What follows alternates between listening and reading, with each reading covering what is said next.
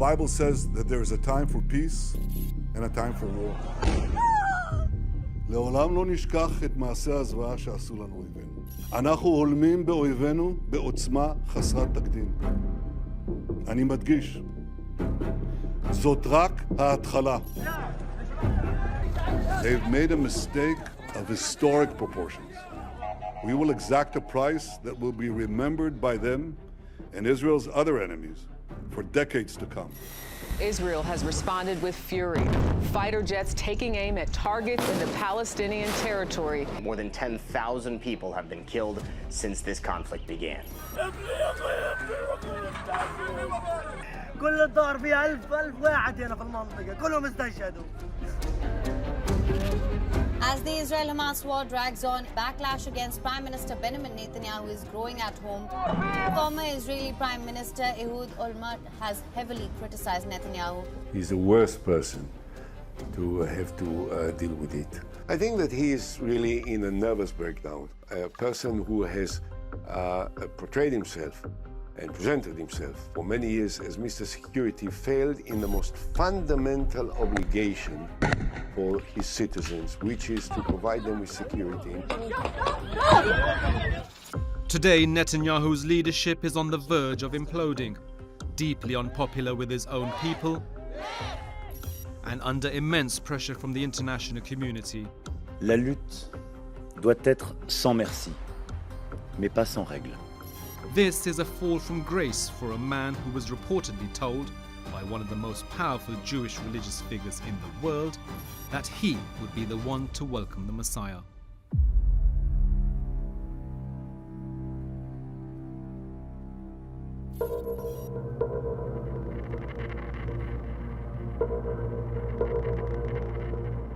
"40 years ago, when Netanyahu was Israel's ambassador to the United Nations, he met Menachem Mendel Schneerson, the leader of the Chabad Lubavitch movement, known simply as the Rebbe. He said, you're going to this house of darkness, the UN, which was very, very unfriendly to Israel at the time.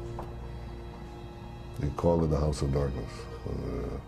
And he said, even in the greatest darkness, if you light a candle, it spreads a great light that can be seen from afar.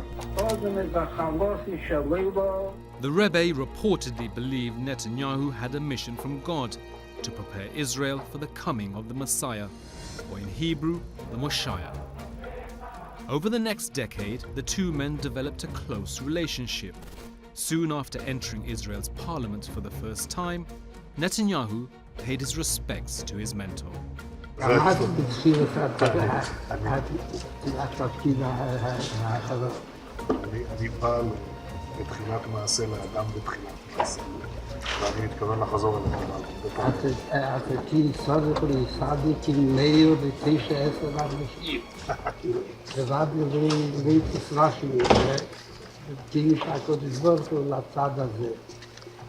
then, Netanyahu was probably the only ally that he could work with in Israeli politics. He obviously demands from Netanyahu to take some steps to hasten the coming of Messiah, which is to make Israel a more religious place and to take certain concrete steps in this regard. And Netanyahu says, I'm definitely doing that.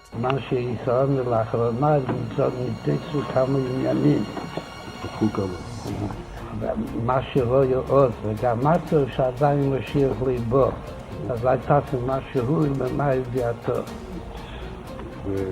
עושים. הכנראה שהיא מספיק, כאילו שהיום כבר כמה שעות בגיל ועדיין ליבו. The Rebbe never visited Israel, not once, and yet from his home in Brooklyn, he was able to influence Israeli politics. הבטיחו לי בוודאי כמה הבטחה שמכל השיחות תהיינה כל עניינים של ויתור על שטחים. His influence was recognized by American politicians too. US presidents paid homage to him, establishing and proclaiming a National Education and Sharing Day in honor of his birthday. And please give my warmest regards to the Rebbe on this his 86th birthday. Menachem Mendel Schneerson was born in 1902 in the Black Sea port of Nikolaev, which was part of the Russian Empire but now part of Ukraine. He and his wife lived in Berlin and Paris before fleeing the Nazis in 1941, seeking refuge in New York, where they put down roots. A decade later, in 1951, he took over the Chabad movement from his father-in-law, who died the previous year. Menachem Schneerson revived and grew the movement for over 40 years until his death in New York in 1994. His followers in Brooklyn were devastated.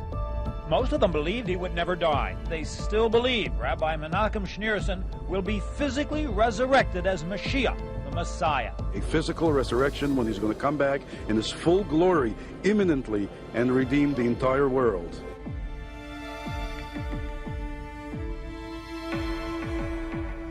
Currently, the center of the Chabadic movement is in Brooklyn, in a neighborhood called Crown Heights. So it is an American movement in terms of its center, but it is also a global movement. One of the biggest purposes of Chabad is to bring those quote-unquote lost Jews back into Judaism.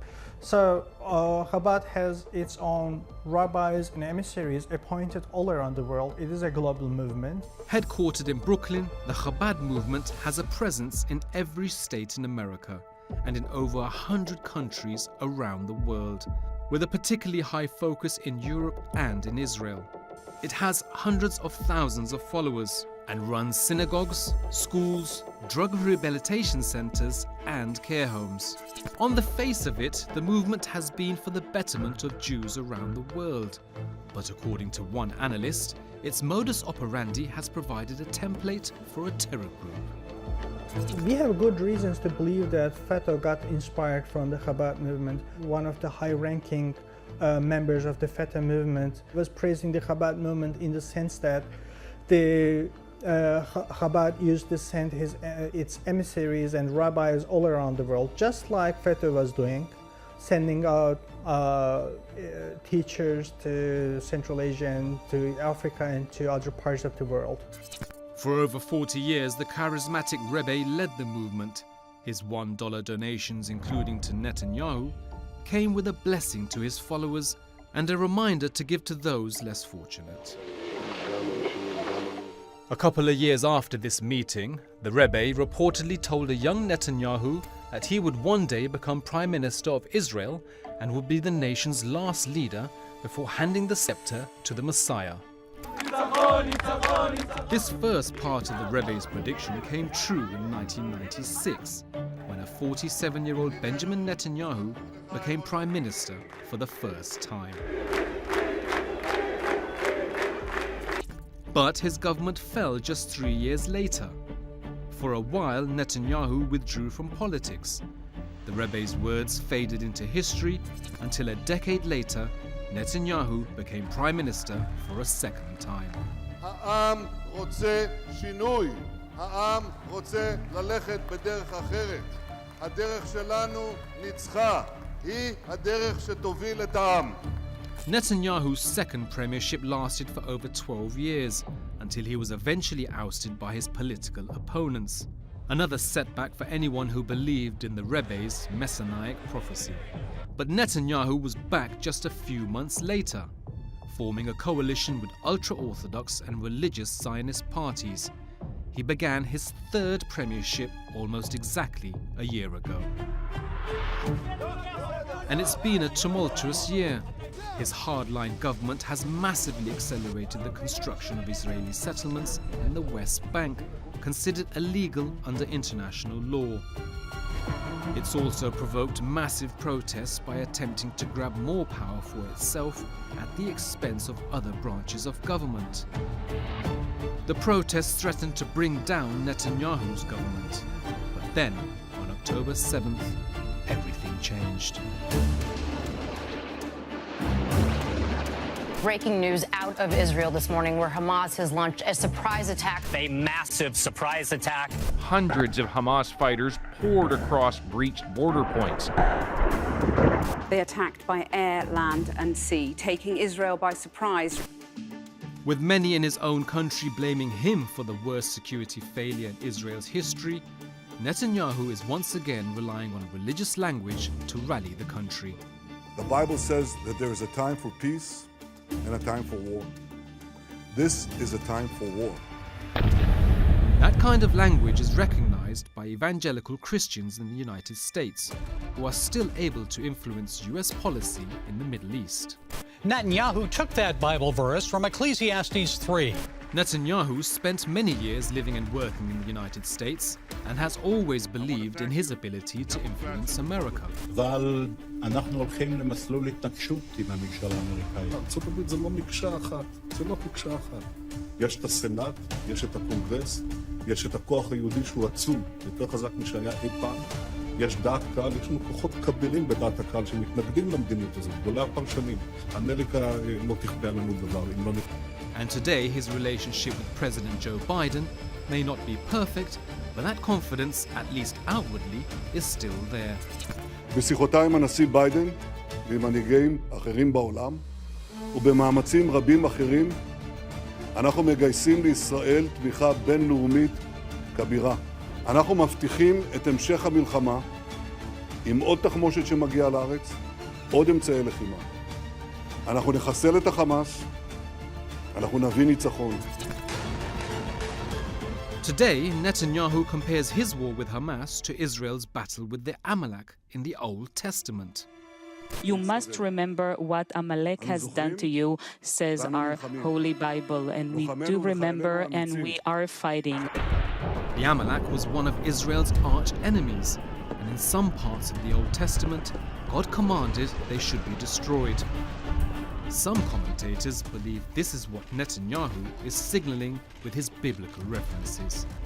Amalek is a sign of people what was evil people, and they try to take away Jewish people from God, to divide them from God and to take them away from God. He's doing the same thing what Amalek has done.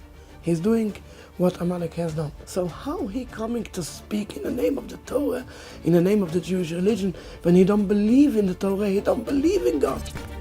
Benjamin Netanyahu is known to be a secular Jew, but he certainly saw the value in being associated with the Rebbe, whose presence is still felt in Israel even 30 years after his death. Sitting alongside his Zionist and ultra-Orthodox allies, Netanyahu may or may not believe in God, but he certainly believes in retribution, visiting violence of biblical proportions upon the people of Gaza.